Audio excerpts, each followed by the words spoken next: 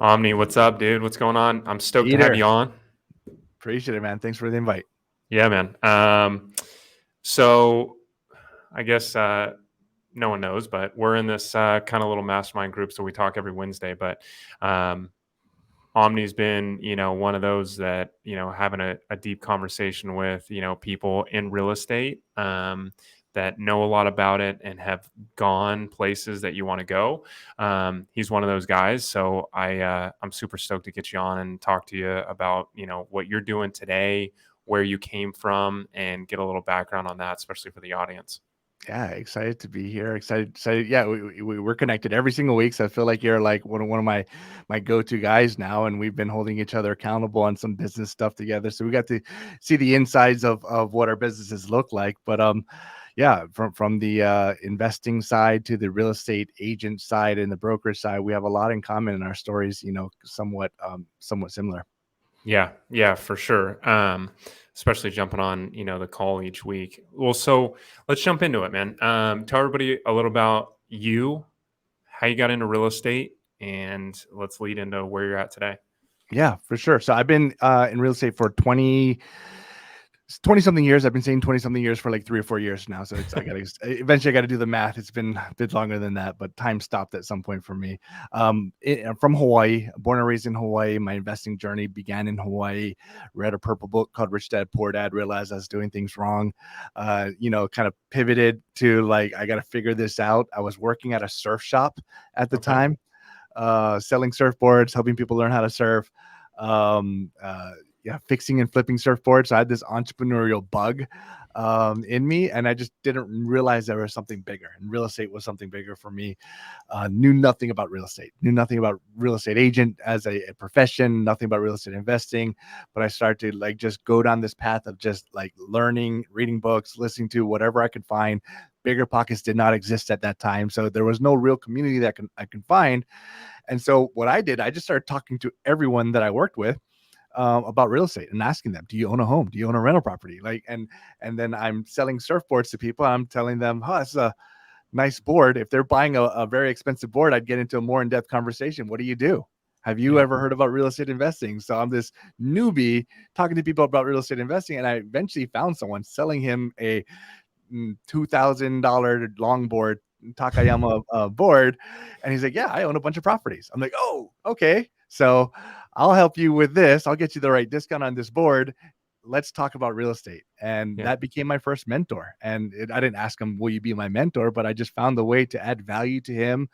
I had a construction background growing up with my dad had his own company in that side. So I basically found a pain point that he had at the moment and said, can I help? And I was there like literally the next day at one of his projects. And I basically had him adopt me as his mentee from the investing side, and absorbed whatever I could as a sponge, and was his free labor for quite some time. And then figured out how to get into my first deal with him. And then learned a lot of lessons, and he was the first of many, many amazing mentors that I was able to find along the way. At every journey, every time I wanted to do something else, I just said, who's the guy that's where I want to go? I got to find that person, connect with them, add value to them, and pull myself up through their experience rather than trying to figure it out on my own. So I did that. I became an investor. I became a real estate agent at some point after that as well, and I found mentors in the real estate agent and brokerage side.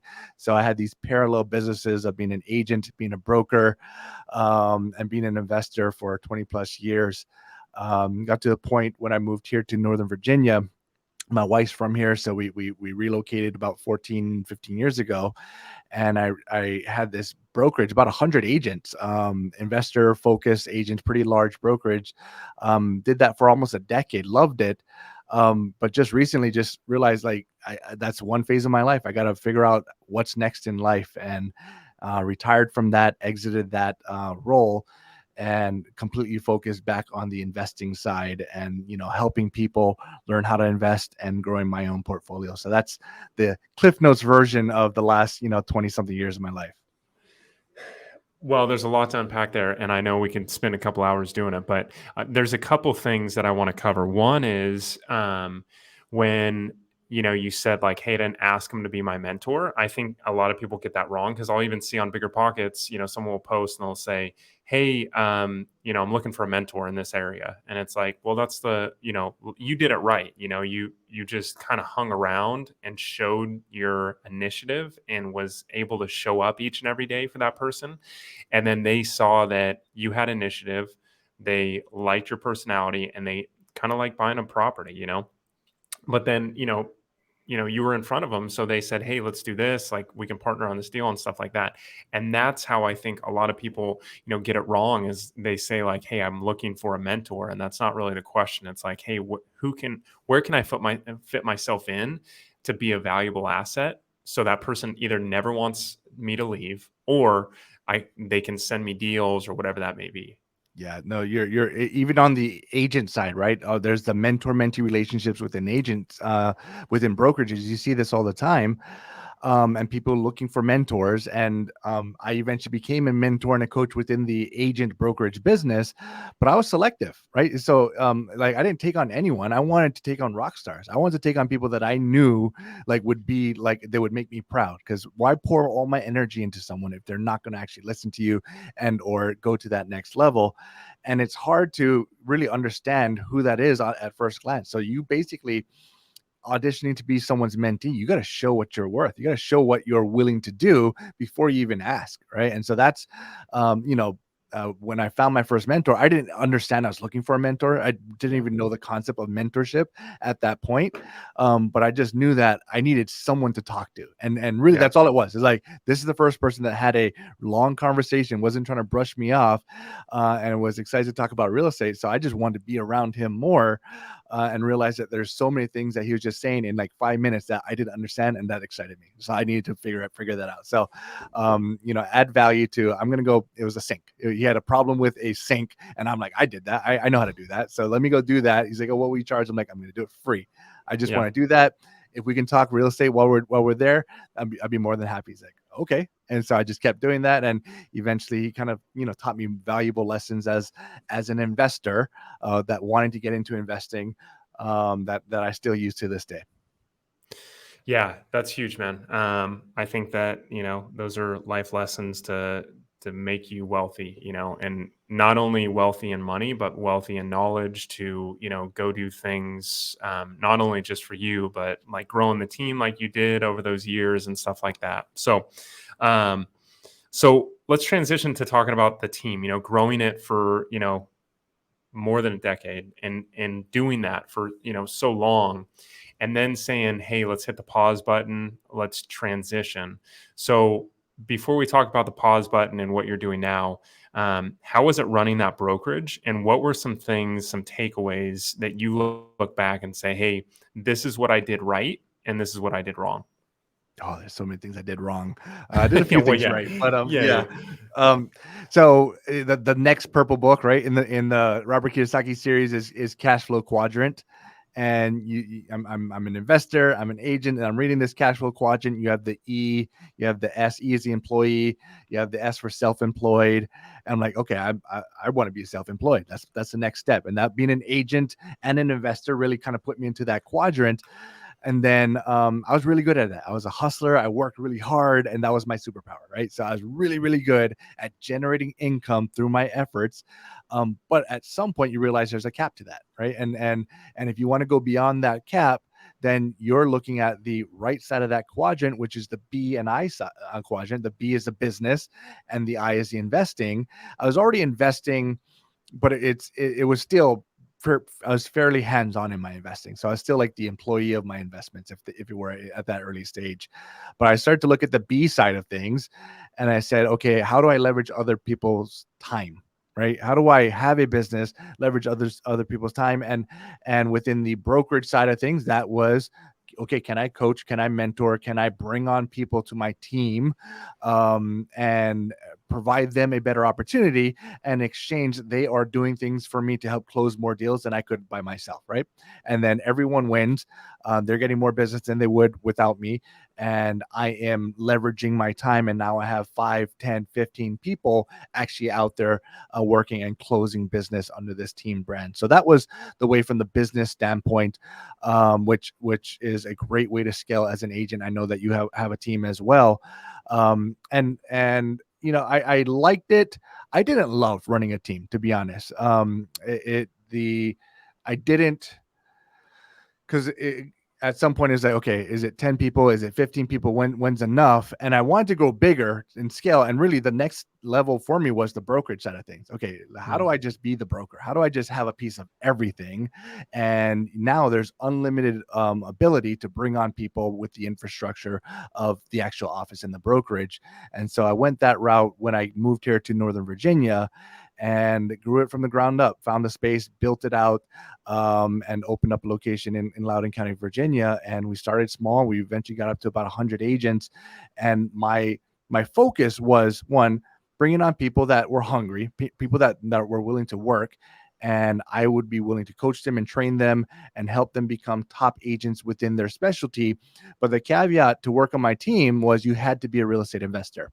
The one thing I learned along the way, although I started out as a real estate investor and I eventually became an agent, I realized how many real estate agents, people in the profession, don't own real estate. Like maybe they own their primary residence, but they don't invest in real estate. And I just assumed everyone invested, because why wouldn't you, right? Why wouldn't you?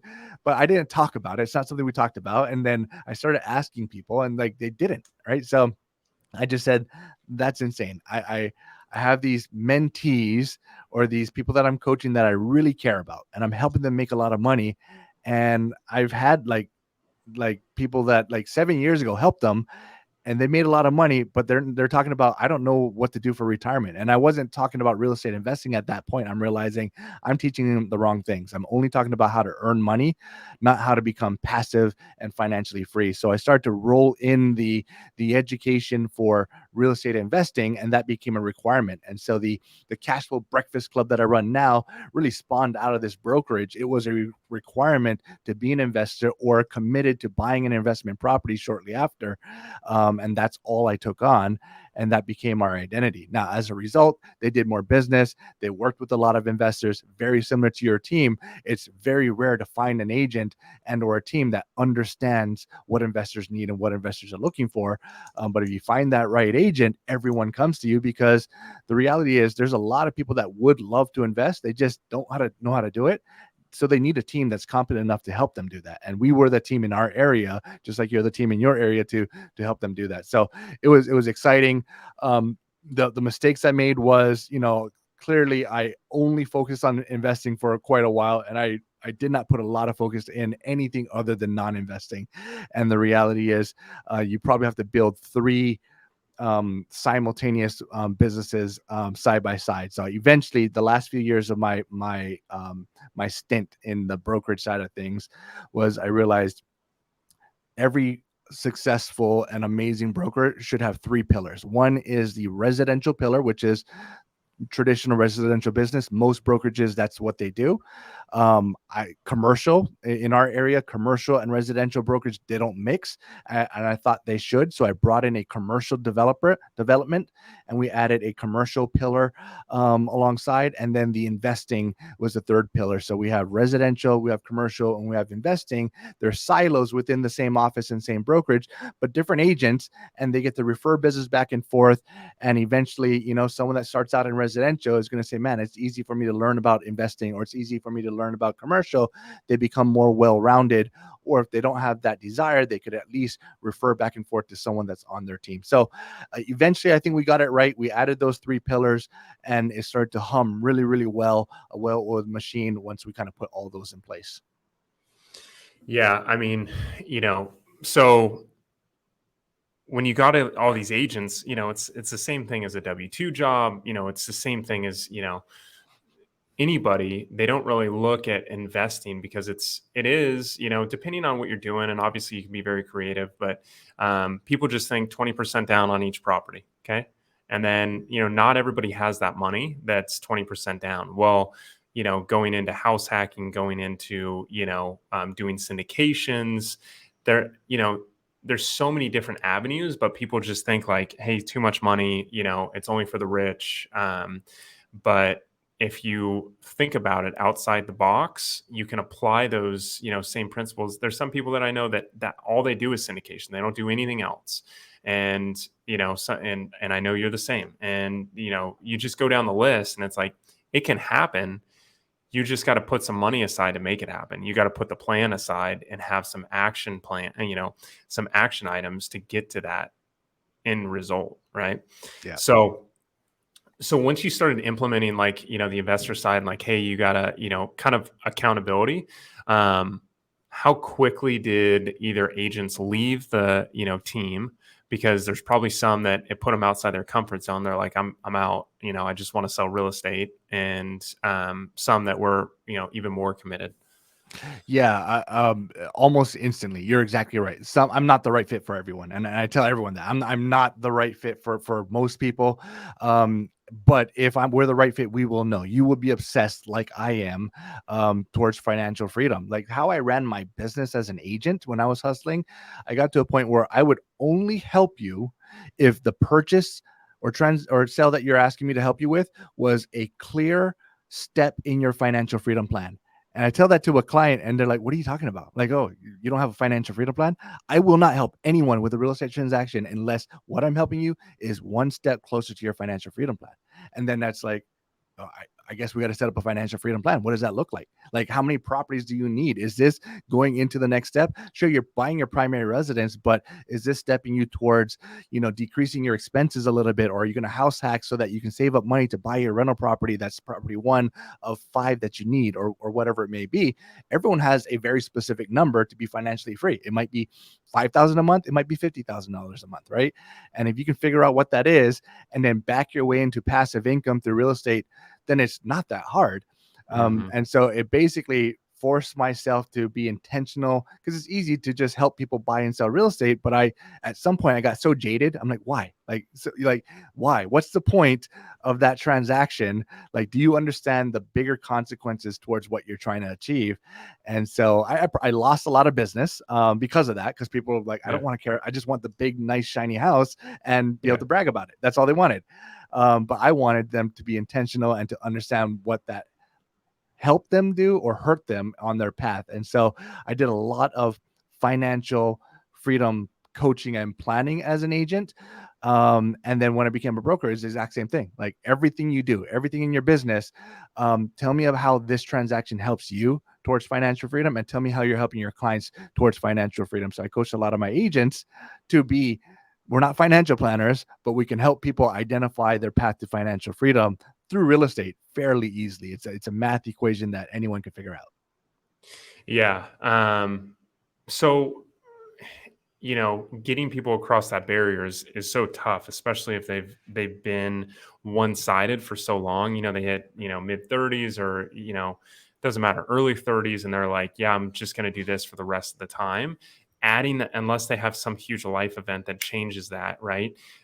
You got to really kind of coach people along. So how much time were you putting into these agents? Like, hey, this is, where you should be, to get them over that, especially when you flipped it on them and said, hey, I want you also to be an investor. How long did it take, to get that going? Yeah. So it's almost like, especially if they were experienced, it was tough because a new agent you're taking on board, there's an onboarding process. All right, we're going to meet once a day for the next 10 days, and we're going to meet, once a week. And then there's a cadence, right, of the coaching. Go do this, learn this, do your homework, come back, report, learn this, do this, and come back, and then do this assignment. And so there's this process we put them through.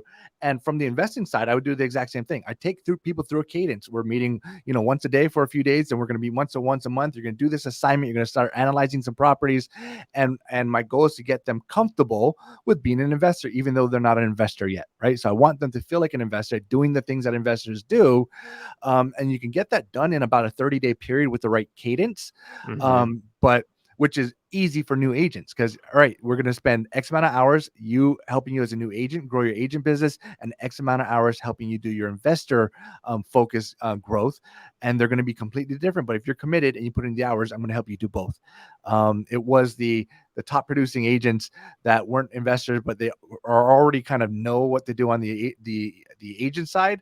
Yeah. They're not willing to put in 30 hours of boot camp training, in a month or two.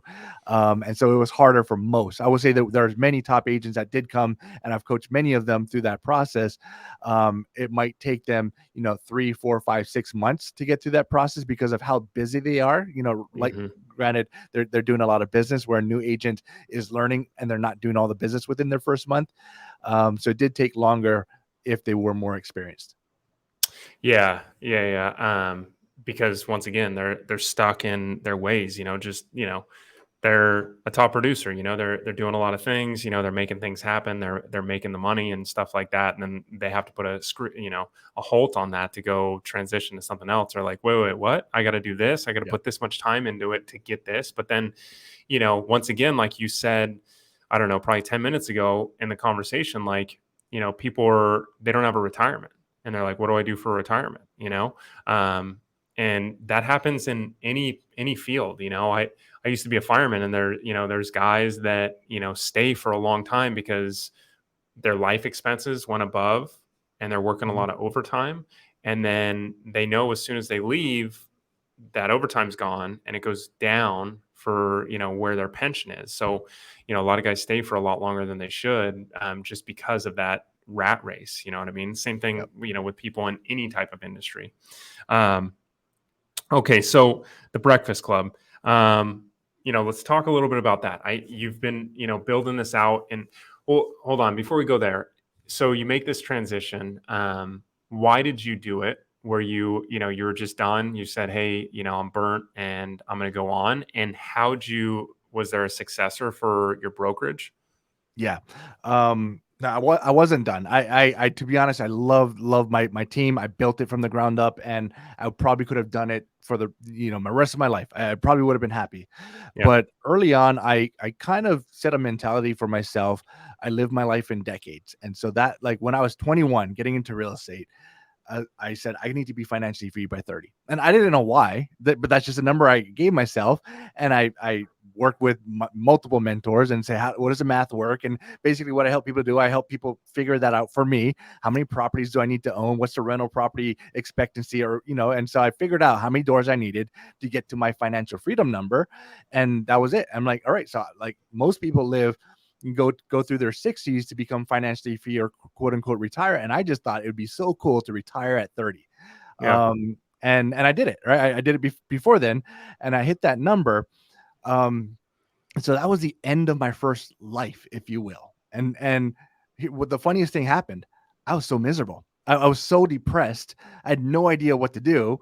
yeah, And we ended up moving around that time. This transition happened, and so um, I said, okay, well, that was my theme. Like, the theme of my life was financial freedom, and that wasn't my theme anymore. What was my next theme? And so I had to figure out what the theme of my life was, but I wasn't ready to commit a theme for my entire life. So I said, okay, what's the next decade of my life going to be? What are my 30s going to be about? And then it became, I got married. We started to have kids. So obviously things change at that point, yeah, and you start to think about that next generation. So it became generational wealth, right? I still tied it around income and investing, but that led me to make maybe different decisions or maybe even longer term decisions, building that generational wealth. So I committed my 30s to generational wealth, setting it up for the next generations. But I knew that at the end of my 30s, I got to make a change on something. And I didn't know what the theme was going to be. But when I hit 40, basically that was when I was like, I gotta step away from whatever I've built at this point. I got to figure out a way to step away from it and start something new. So leading up to 40, for several years, I knew I was going to do that. And so I was grooming several agents that I mentored for many years to take over and run. And it was hard. You find one, you think it's the right fit. It's not the right fit. Found someone that was amazing. And we did a co-leadership for an entire year. So I brought him on as a co-leader. I stepped back drastically from the day-to-day. That was amazing. Gave me more time to go focus more on my investing and other ventures and kind of this cash flow breakfast club concept, before we actually start to expand it. And then after a year trial of that, realized that it was the right person. Then I was able to transition out completely and let him take over all that responsibility. I'm still licensed. I'm still there. I still support. I'm a mentor where I can. But yeah, so that transition was well thought out and planned. One, I need to feel good about, what I was leaving behind, because it's still something that I care about, deeply, and I'm invested in. Yeah. Um, but I knew that if I wanted to do something bigger than whatever that was, I needed time to think through what that is. I need that clarity in that space. And I wasn't certain it was going to be the Cash Flow Breakfast Club. It was one of a few things that I was working on. But during that time, we started the Cash Flow Breakfast Club within the brokerage. It was just for my agents to begin with. And then, select few friends, and it's basically a monthly meetup and education and mastermind around real estate investing and helping people achieve financial freedom. And then at some point several years ago, they said, "Hey, can we just invite our friends and our family?" And it got to the point of maybe, I wasn't openly sharing with the world that I was an investor at that point, right? Very Yeah. private person. My wife's a very private person. We own properties in our LLCs that are owned by LLCs. Like, anonymity is very important for me. And so it was counterintuitive to like share with the world, like, here's what we do. Right. Yeah. But at the same point, we weren't kind of making the impact. And the theme of my 40s that I realized I really wanted to, what I was kind of being called to, was legacy and impact. I felt like I wasn't leaving a legacy. I wasn't making an impact. And so I needed to push myself outside of my comfort zone, get over my fears of social media, my fears of talking on podcasts and things like that, to do that. So one of the ways I got out of the very first podcast I was ever on was Bigger Pockets. Brandon Turner's, as you know, a friend of mine, and he was Yeah. pushing me to get on to the show. And I was actually, I think, his last guest before he retired. It was like I was trying to push it off. I'll do it next year. And he was like, hey, no one knows this yet, but I'm stepping down. Yeah. And so you got to Yeah. be here on this day to record the podcast, or it's going to be someone else and not name me. I'm like, all right, so this is it. So I wasn't ready for it. But that led to so many blessings, right? Told my story. So many people reached out. I'm thinking people are going to judge me, and, Yeah. and Yeah. most of my family don't even know what I do to the extent. But the reality is I've been able to help so many people, my friends, my family, that did not know what I do. They come to me for advice now. I help them on their path and their journey. And I have this guilt of, man, I should have done it sooner. Like, why have I not been helping people sooner? I've been helping clients and my agents, but that's it. And so we opened it up to the entire public.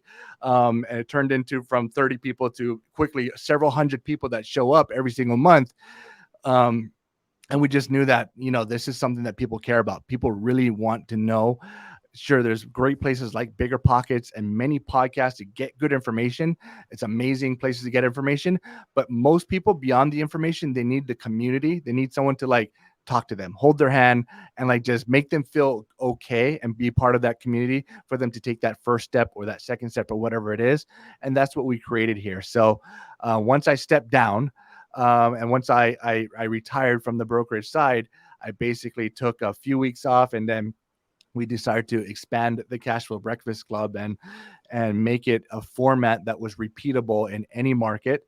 And we Mm-hmm. connect with investors in every single market, and we give them the content away for free. And we say, here, we'll coach you for free if you're willing to give this to your community for free, like we do. And we want to make it as attainable as possible for as many communities, throughout the US. So we're several months into that. We went from one location to we're up to 19 locations now. And we're hoping to be at 100 within the next year, which would make us one of the largest, if not the largest, in-person real estate investor mastermind, groups that there are. That's huge. Yeah. Yeah. I mean, I know you and I have personally talked about that. I think that,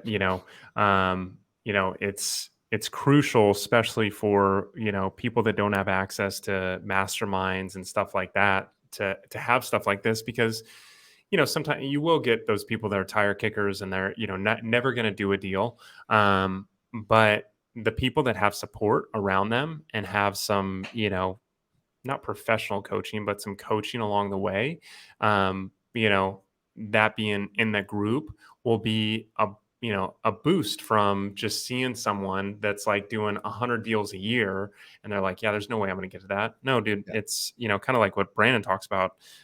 He was going to write a book like, chunking or whatever that was, like, sure. going from a single family to a, small multi and stuff like that. Out of the gate, unless you're like a phenom, you don't go from 0 to 100. You know what I mean? Sure. So you go from 1, you go to 3, you go to 7, and on down the line. So I think it's very, very big that, like that's, especially in the early days.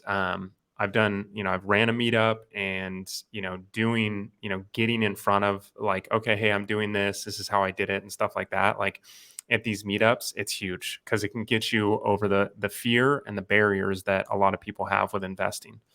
Yeah, absolutely. And I would say the one that benefits the most is me. Like I'm a natural introvert. I'm naturally like I'm gonna stay by myself. But I know I get depressed if I'm not out sharing and if I'm not out helping. I'm not out.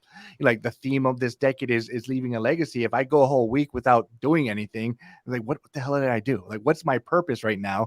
And Yeah. so it gives me structure. It forces me to do things that I'm not naturally comfortable doing.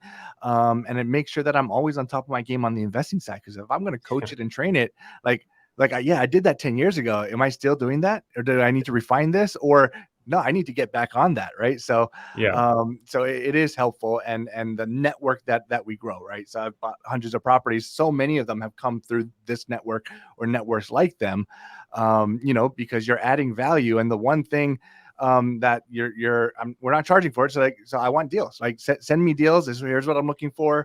If there's a deal that I see that's not the right fit for me, and you tell me what you're looking for, I'm going to send it to you. So we try to build this community of people that actually care about each other, that are investors as well. And they partner with each other, but more than anything, they want to see each other win. And when someone has a success, we celebrate it together. If someone's going through a hard time, we rally around them and help them. So it's a pretty awesome community that we're building. Yeah, man.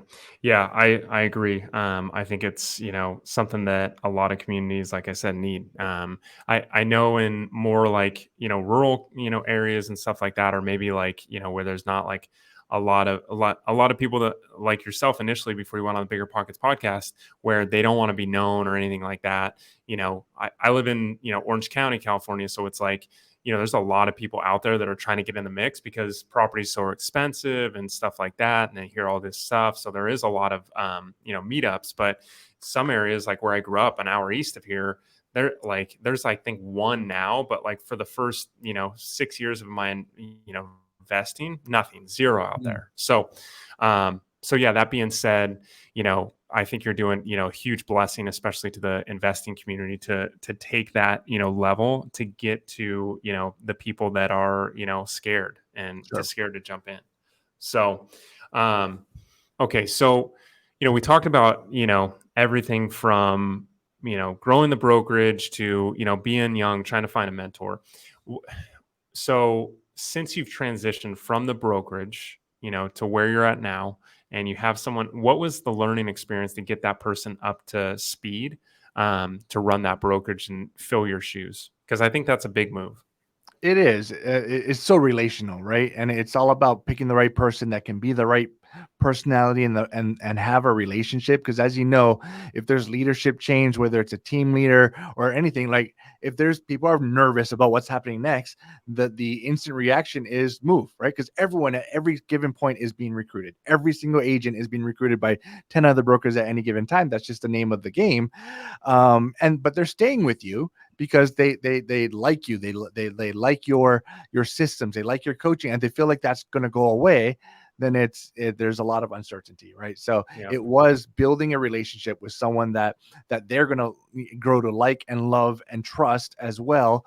and then also the promise of I'm still here, right? So I'm not going away, I'm not disappearing. I still go do trainings every once in a while, so I'm still a part of the team. I'm just not the one responsible for everything, and so I'm still a visible member of the team, and I still, there's many agents that treat me like their broker still, and still come Yeah. to me, for help, and I'm happy to do that because they're really good friends of mine. But in terms of me overseeing and coaching 100 people, and running all the day to day of that, that's a lot of work, and so Mhm. did not have the bandwidth to continue that if I wanted to focus on expanding. So it was making sure you find the right person or people to take over, making sure that they built the relationship over time. And like, we did a year and a half, almost a 2-year transition, which most people don't have the foresight to do it. Someone either gets fired or they leave, and like, you got to Yeah. fill the role within a couple of days. I had 2 years to think this through. Yeah. And so I'm happy.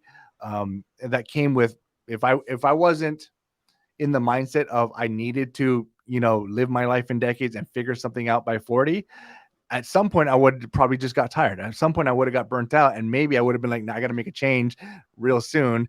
And maybe that change wouldn't have been as seamless, but planning it out definitely gave me the ability to do that. Yeah. Do you think that, looking back in hindsight, you could do it quicker and that year and a I half? think so. Yeah, I absolutely think so. That transition, you could probably do it in, several months or so. I mean, having it be someone that was already within the team already, that they knew, helped, right? So that relationship was already there. It was just elevating them to another level, formally, at that point. But I probably could have. It was probably more along my side. I'm very much a control freak, and making sure Yeah. that if I step away, no one's going to drop the ball. It's not going to degrade in value, the value offering that I felt that we were offering our team members. I wanted to make sure that was still being offering. At some point I had to step back and say, okay, if I'm choosing new leadership, they're going to have a different leadership style. I've mentored them. Their leadership style will come from my leadership style, but the beauty of it is they're going to morph that and have their own, right? And maybe it's going to be even better than what I can do. And that's what you have to hope for at some point, because there are no clones out there. You can't just clone yourself. And to be honest, I think they learn from you, and hopefully they're going to perfect on that and go from there. Yeah, yeah, yeah. I think that, that's probably, if you were mentoring, after the next one, and after that, obviously the time span would get, shorter, but I'm the same way. Like, hey, are you doing this right? Are you going to do it, properly this way and stuff like that? And really seeing that true to make sure that you can really let that, leash out. That's hard. That's a Yeah. hard, move for sure. So going forward, you guys have a goal for 50 and then 100 for the cash flow breakfast club. How are you trying to implement this, especially now, um, for the next couple of years? Like, what's kind of the strategy? Do you have a big team behind you? Yeah. So I had a bigger team when I was running the brokers, because I got Yeah. to utilize a lot of my staff. And then when I realized, when I was no longer running the brokerage, it wasn't right for me to continue to ask them to run it. So I had to Yeah. build a new team. Some of the people do overlap. So I'm building it as we speak. I'm a real big fan of, I don't know if you've ever read the book The Lean Startup, but Yeah. my That one's good. personality is to perfect everything. I'm going to perfect it in my mind for 10 years, then I'm going to perfect it on paper, then I'm going to build out the model, and in 30 years I'm going to put out the master plan. Right? That's who I am, like, at heart, but I know that's my flaw. And so the Lean Startup is the exact opposite of that. Like, put something out, the minimum viable product, put something out that's good, but it's nowhere near what the final product is going to be, and get feedback, because we're perfecting it in our mind. We think it's perfect. It's never going to be perfect, right? We're going to put it out to the world, and the world's going to tell us where we went wrong, and we're going to have to change it, right? And Mhm. so that's really what I went with. I knew what worked here locally. I didn't know what was going to work, nationally in multiple locations. And so we put out our product, we packaged it, and we said, okay, here's what I do. It's mainly me doing it, but but can we get anyone else that has real estate experience to do exactly what I do in this unique format? And we kind of created this minimum viable product training course for our leaders. So really that's what it is. It's a training course for our leaders. They get trained, and then they are going to just follow step by step. Here's session 1. Here's what I do at 6 o'clock. Here's what I do at 6:30. Here's what I do at 6:35. And it's got a kind of digital footprint to run what we think is the most unique event out there. Because our event is not show up, let's have a beer and let's chat for an hour. Our event is probably 5 to 10 topics crammed into 2 hours. And then our networking is gamified. It is very intentional. It's 10-15 minute segments. And we give them rules to networking, right? And people say, why do you need rules for to networking? Well, many people are great at networking. I was never one of them. I needed instructions. I needed rules, because if not, I'm the guy standing in the corner. Like, I know I'm supposed to be talking to you, but I don't want to. I would rather talk to the friend that I came with for the next hour and leave and say, I just wasted my time at that networking event. That's who I am. And I realize there's many people out there like that. So we create this networking session that gives them rules. Everyone's got to follow the rules, or they get kicked out, right? So for the next 15 minutes, it's a frenzy. You got to go. It's like, treasure hunting. Find a person that meets this description, or tell this story to this person, or whatever it is. But what that does is gets people out of their comfort zone, opens it up, creates some energy. And then the next networking session is a little bit deeper. It's more like a mastermind. We're going to sit down and we're going to open up, and we're going to ask each other some hard questions. And we're going to dig in a little bit deeper that I would normally never tell a stranger that I just met. But we just met each other a few minutes ago. Now I feel a little bit more comfortable with you. So my goal is, in this 2.5 to 3 hour segment, depending on how long it is, get them education, but break down barriers. We all have barriers that we put up in front of us to protect ourselves, right? How can we break down those barriers systematically, so by the end of the day, there's literally people that are hugging each other, or they feel like, I know you and I trust you. We can do a deal together, right? We got to go have coffee. We need to talk about a deal, rather than over a 6-month period build a relationship. We can do that in one night, maybe 2 nights, and it speeds up that process. Mm-hmm. Yeah, no, that's good. Having that structure, like you said, like, it really gets people to another level. Like you said, you don't know how to, network. I mean, you didn't, and you would rather talk. I mean, that's usually how people start. That's how I was. I'll talk to, one guy I'm sitting next to, because I didn't bring anybody. And then we have, like, a little bit of a conversation. You don't know how to continue that conversation. Then, it's out. It's completely different than, I would say, dating, because, you're, you're trying to find, especially when you're new, you're trying to find a light common ground with someone that's, potentially a huge investor, or, brand new investor. So, and you don't know the lingo. So there's so much more apprehension there. Yep. Absolutely. Yeah. Ours is much closer to speed dating, because we force them switch every 2 minutes, every 3 minutes, and switch and break it down from there. So so our goal is to, like I said, get to 100 within the next year.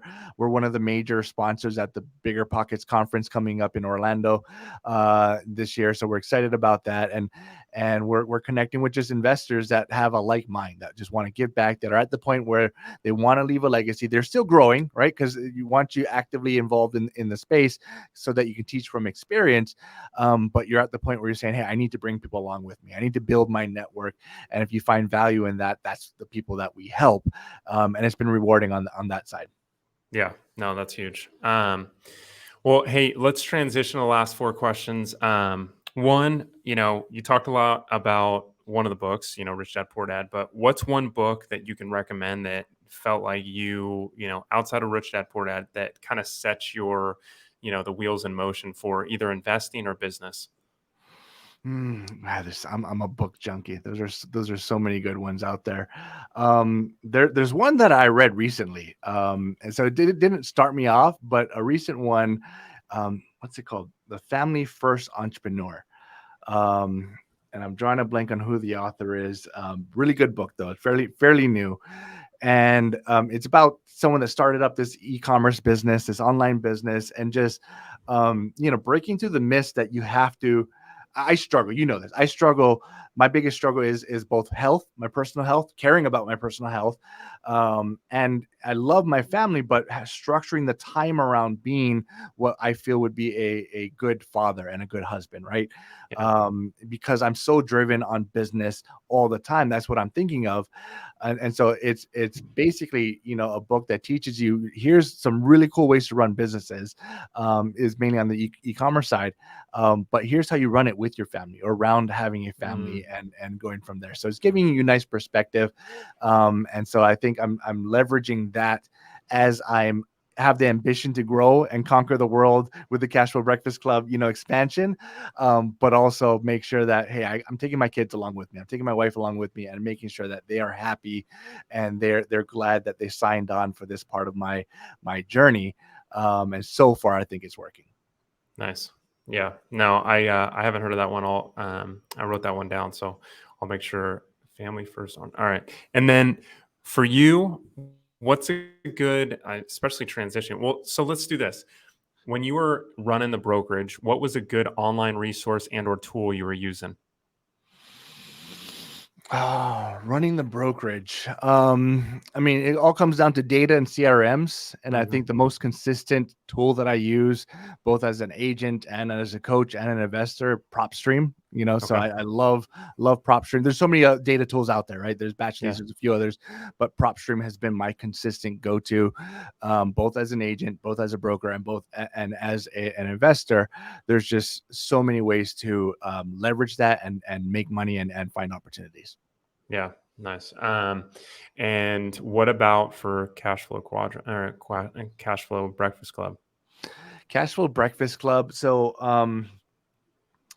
so I've we teach, like, you know, rental properties, fix and flip, burr, and so I've created many calculators for myself. Right, starts out with spreadsheets, and you perfect it, and everyone's got their own spreadsheets, right?